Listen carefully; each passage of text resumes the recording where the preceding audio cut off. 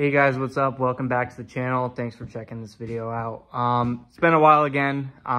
Today we're going to be going over my 2021 Camaro SS that has a 416 short block, heads cam, and a Magnuson supercharger. I want to get into the video just starting out with, this is probably going to be the last drive of the year for me. The weather's obviously getting worse and worse as the day goes on, so we're just gonna have a little bit of fun. The car's probably not gonna hook up. It's probably only 50 degrees right now, so it's pretty cold. But we're just gonna have some fun, do a little review on the car, take it for a little drive, and go from there. It's been a while, so let's hop in. It's a little dirty, don't mind. Let's see if she'll start here.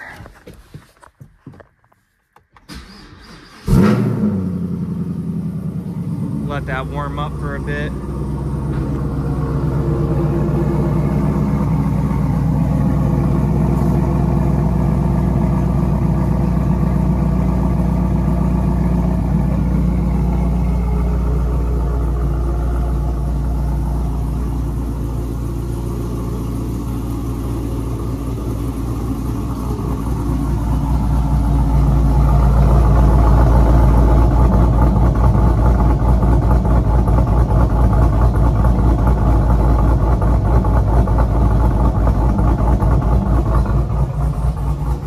Definitely a real cold start. It's been probably a couple weeks since I've last driven it, but man, does it feel good to be in this car again. It's been a while, and I don't like taking it out on the super cold days. Obviously, with this much power, the traction is obviously very scarce. As you can see, it's only 43 degrees right now, so not good at all. But we're gonna just kind of cruise around. I'm gonna find a spot to park and talk about the car and whatnot, but wanted to give you guys a little POV drive. I know it's been a while, so get you guys familiar with what the car is again. So the first thing I'm gonna bring up to you guys that are looking possibly at either purchasing a Camaro SS, or if you have one and you're looking to modify it, my experience has really not been that bad, and I say that with a little bit of cringiness just because I've had issues, and it really depends on what you're doing. Full bolt-on packages like your headers, maybe like a flex fuel kit, intake manifold, stuff like that is totally fine, and you know the car will 100% run fine. I haven't had any issues with mine when it was like that. But those are looking to do a little bit of motor work. Expect some issues. Don't, spend all this money and think that, it's going to be 100% fine. It's going to run, no problems, etc. You're bound to come up with some problems here and there, whether it's the tuning or like, I had a throttle body go out that was brand new. Camshaft position sensors and stuff I've had problems with. So there's plenty of things that can happen. But once you get everything figured out, I've had this car built like this pretty much this entire year. Probably around May is when I picked up the car and started having a little bit of issues here and there. But it's been a long time since I've had any pretty large failures. I don't really ever get engine lights anymore. Everything's pretty calm and no issues, so that's good. But one thing I will say with, modifying your Camaro as well, I actually really am impressed with the drivability of it. Could you daily drive this car? Absolutely. Is it probably the most practical thing in the world? Absolutely not. But the drivability of it is nice. Like, I don't really have any issues that bother me at all. A little bit like on the takeoffs, I think a better converter would be the smart decision. Right now it is a stock transmission with a stock converter in it, so it does have some hesitation off the go, which easily can be fixed. Sometimes when you're in a certain gear, it can be almost any of them, but it's like a hesitation because the car just wants to absolutely go. It doesn't like the in-between of whether it wants to like really hit boost and like just fly out of control, or It just has like a little bit of hesitation. So other than that, the car is very, very well put together, and you know, you don't really have any problems, and it's all coming down to tuning as well. So make sure you get yourself a really reliable and smart tuner, because you definitely don't want any issues. Listen to these downshifts. Sounds so good. That's another thing with getting the 416 done, is the car changes sound dramatically. Like the combination with the exhaust setup I have, which I'll go over, you know, this thing is ridiculously loud. It's nice though, because at idle, like right now, it's really not that loud. Like it's, you know, depending on who you are and what you want, you know, you might want that louder sound. But for me, being a little bit low key is nice.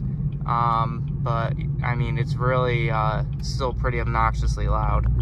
I'm gonna give you guys a little pull, 4th gear, because I don't think it'll hook anywhere else.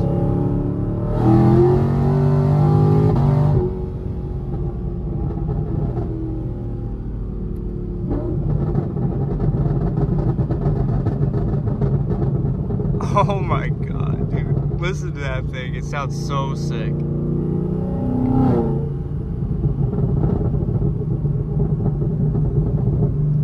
Wow. You know, after, you know, you never drive this car, and then next thing you know, all you hear is just the enjoyment of what this thing really brings. It's crazy, like, what it reminds you of. There's no better feeling than getting in your sports car after a while for the first drive. All right, guys, so I'm gonna do a little walk around of the car. This is a 2021 Camaro SS with a 10-speed transmission in it. So starting off, things that are different that I have done that, you know, you might not expect. So for one, I do have KW coilovers front and rear in the car, so that's why you have the very tight finish or fitment in the car. You can run a 17-inch rear wheel with a 305/45/17 on the back. There's no problems, no rubbing, no issues with the brakes. You don't have to change brakes, they're stock brakes. I do have the skinnies on in the front, which is, I believe, an 18-inch wheel on a 28/6. So same thing, no problems with the brakes or anything like that. Hood is popped, just so that you guys aren't freaking out.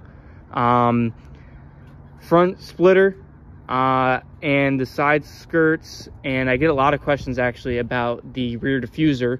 The rear diffuser I got all as a package from Extreme Online Store. I don't actually think that they offer it anymore for some reason. I've gotten a lot of questions on my shorts and stuff about what I have done and everything, and that's probably the biggest question. LED smoked out like side markers there, so the one's right there, and obviously in the front. Tint, I only have, like, I think it's 15% all the way around, nothing on the windshield. Everything else exterior wise, I believe, is all OEM. So let's get into the engine. So this is pretty much where the magic happens. So like I said, I'll throw up some other pictures and stuff like that, but it's a LME 416 short block. It's not the stroker kit, I don't believe. It's not like just the internals done and bored out. It's all, you know, a real 416. It has the PRC Texas Speed heads, my heads and cam package all in there. It has the Magnuson 2650 for a supercharger. With this, I believe it's the stock or what comes with the supercharger for the pulley. It is, I believe, a Grip Tech pulley. I think the lower balancer is the same. I don't think that's done anything with. Catch can, cold air, Rotofab cold air intake. And that's pretty much all you can really see. Headers are all done with high flow, ultra high flow cats, down to a Borla S-type exhaust. This car made 823 to the wheels. which is pretty high. It only does run on 93 octane currently.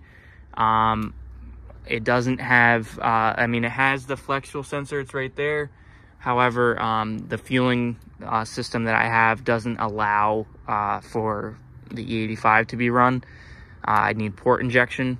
In the, my shop that built the car, which is Complete Street Performance in PA, they don't recommend with the stock transmission to push any more than what I'm doing.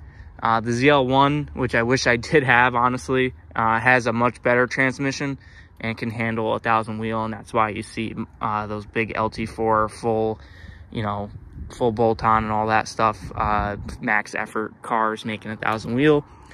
It does have an LT4 fuel system, but it doesn't have, it still has the LT1 injectors. They're pretty much maxed out. So I could do that, but this is pretty much the car.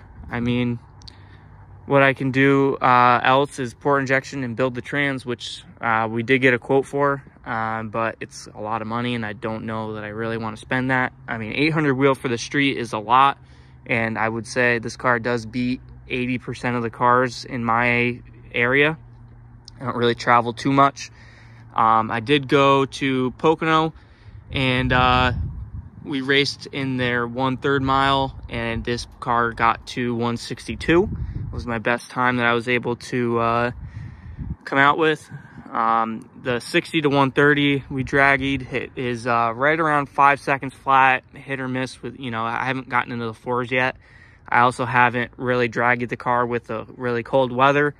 It might help a little bit, especially, and I also haven't done it with the skinnies on in the front, so I'm a little bit less drag there. So it could put down a high 4, but right now it's right around a 5, 5.2 I've seen. So yeah.